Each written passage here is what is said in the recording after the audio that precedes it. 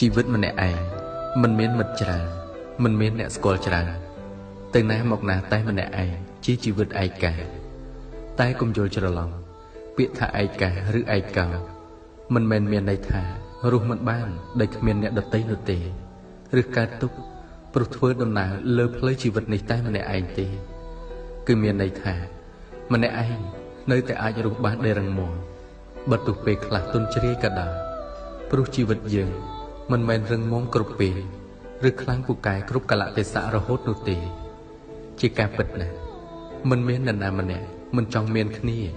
មិនមាននរណាមិនចង់មានអ្នកយល់ចិត្តឬតែមិនមាននរណាម្នាក់មិនចង់មានមិត្តច្រើននោះទេតែពេលខ្លះការមានមនុស្សម្នានៅក្បែរច្រើនមិនមែនសុទ្ធតែល្អគ្រប់ពេលនោះទេបើយើងអាចរស់បានម្នាក់ឯងវាពិតជាប្រសើរណាស់ក៏ព្រោះតែមិនមានមនុស្សច្រើនទេដែលអាចធ្វើវាបានភាគច្រើនពួកគេ